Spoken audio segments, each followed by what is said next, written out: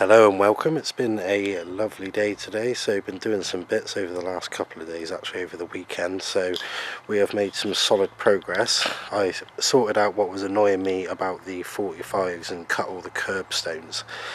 So the patio's pretty much there or thereabouts, as in, cuts and all that sort of thing. I still got to take it all up and redo it all with the sand and that, but we'll get to that. So yeah, I don't know if you saw the last one, but the thing that annoyed me is where this sort of half of one of the grey blocks was like a big coping stone square, and from the sort of grey blocks out that turned it into like too deep, if that makes sense, whereas the whole thing around it is only one, so it was just putting me out a bit, that. And then same over here, I said I was a bit offended by the fact that these two ran sort of horizontally, vertically as we're looking at it, and the rest of them were all stacked up horizontally.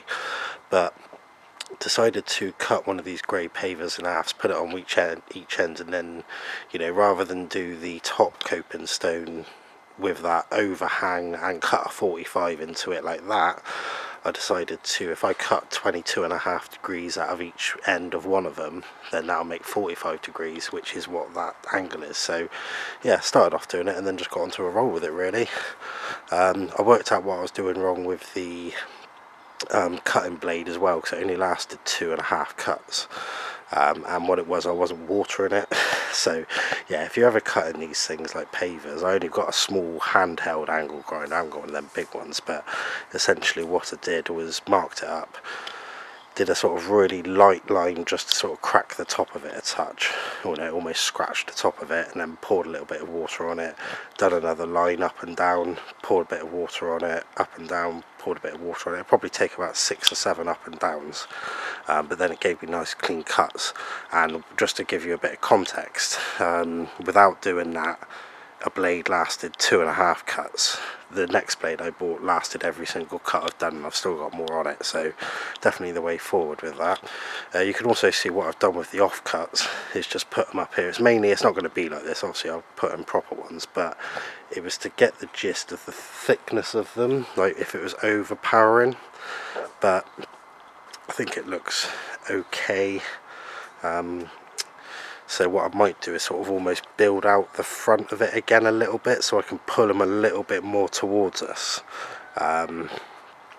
So yeah, I'll have a little ponder on that, and that'll give it strength in case people want to sit on it, although they probably shouldn't do, because it'll still rip them off because they won't be on there very well. But there we go. So yeah, around here I had a nice little thought with this. So we've got the centre line here, which marries up centre line of that patio up there when you walk up, so that's good, and your eye's thrown in by the two going up there, so that worked out perfectly. And then we've got this, which gives us the next thing I've got to do is do all the cut in for like these awkward bits with the grey pavers all under these, and a few more cuts over there, but we'll get into it. But so just ignore the stuff that's sort of under the bench or the patio side of it. It's just the curbstone one, really, that final one I've got to do. But it's quite a hard cut to measure up, and in the end it was just when I found some scraps that fit perfectly. So what I'll do in the end is take them up, put them on a big block, a big coping stone like that, mark it up, cut it to that, and that slips in there perfectly. And also what it does is you've sort of got, that is almost like a sort of right hand side of an octagon there. We've got the straight diagonal bit going up, then the little bit of straight, and then the stone wall angles off back on a 45 back in, so that ties in quite nicely to the eye. So yeah, I'm pretty happy with that. This bit I'll do it so that those ones that are on top of the wall there marry up with these ones pretty much exactly. It's probably over about an inch, but like I said, I might build out the whole thing a touch towards us to make it a bit thicker, basically. Other than that, camellias are doing lovely. Actually, couldn't really, but yeah, it is a beauty. Loads more to come. I've been thinking about it actually, because what it is that with the Cyathias, I said I want 2 Australis and 2 Cooperi. I believe they're in and around like the same hardiness and like the same conditions, but because this is full sun here, or might as well be full sun there, and over there where the other 2 sites are, so there's 4 sites overall, one halfway along that flower bed, one halfway along that flower bed over there, sort of between where there will be 2 Dixonias. So we've got that Dixonia there. I'm going to put another one in the sort of equivalent area on this bit, and then so here somewhere in and around the fence post is going to be one of the big Cyathias, and then same again here, probably to the left of the Schefflera where that thing is, have a nice big, just to give it a bit of height and 3D, if you like. So, but I might do it so that I've got one of each in each site, if you see what I mean. So have one Couperii, one Australis in the full sun, same over here in the full shade, and then I can see which reacts better to which, and then if I need to move them around I can do. So yeah, I'll probably do that. You can see I've had a little bit of a tidy up where I had to build up the levels for the patio. Where I had to build it right up. I've just dug it all out of there because I remember it was all heavy clay there, so that's nice. That's all heavy clay and gets rid of a bit of that. Yeah, just tidied up this. I did a bit of the ticky heads as well, so we I did bury that one in the ground in the end, as you can see, just to get the heights right on it, and that should work out in and around right. And then with the steps, the 45 for like this seating area is kind of like an octagon jut out, so we've got the sort of straight edge here, which is the wall, and then the 45 is like the tiki head to the tiki head. Then it will go straight up that way, and then when it reaches a certain point it will come back in 45 degrees towards that fence post, so that'll make that all line up. And I'll do the straight line out of the grass, if you know what I mean. That's what the hill will be. The hill will be straight there, and then it will veer off on a 45 over that way, but we'll get to that when we get to it. So all I'm going to do with this now, like I said, all I've got to do is a few tricky cuts, and then it's almost ready. But what I'll do that at a much later date now, because I will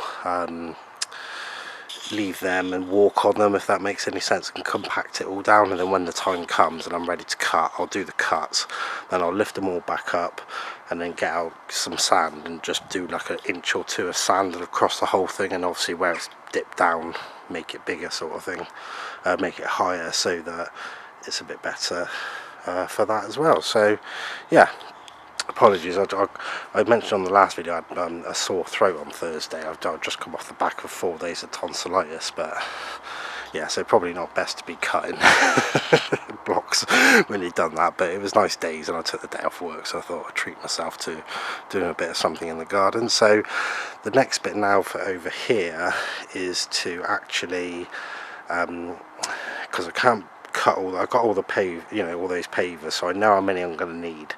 I can cut them all, so I know the technique for that, so that's good. But I don't know whether to put the plants in first and then do that, but either way, what I'm going to have to do first before I do anything else is chop the bamboo right down, and then put the fencing in behind it, and then I'll do the fencing sort of, not that you can see it, but at the back there where you can see these 2 pipes under the bench, behind the bench, put all that in as well. What that'll let me do is that raised flower bed up there, which is like the seat, I'll have some of this wood that I can carry it along with the lines as it is, and then I'll do a bit of this edge in for that flower bed as well, up high there, and then that'll all tie in quite nicely. Hopefully I'll have just about enough, but yeah, we shall see what happens. So yeah, other than that now, I'm all quite happy with it. It's worked out really well. You can see I'm doing my best to weather the new grey stones by walking all the mud over them.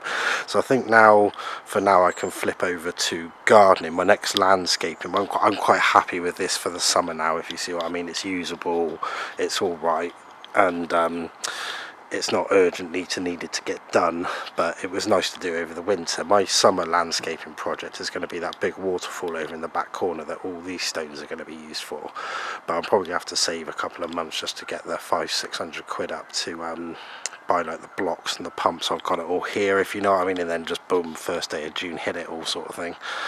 So next thing on my list now is to do the gardening with these ticky heads. Until I actually get to this proper, I'm pretty happy with all that layout. I obviously need to tie in all of this sort of thing, this little wall with the coping stones on it, tidy that up. But for this year I was going to smash the back out of these ticky heads where they're going to be in the ground, so the roots can get through for the 2 Jurassic Golds. But I think this year what I'll do is I'll take them out of their pots, knock off all the dirt, put them into some new compost, and then just put them in there for now, chop off some of the older fronds, and hopefully we'll get a nice new flush out.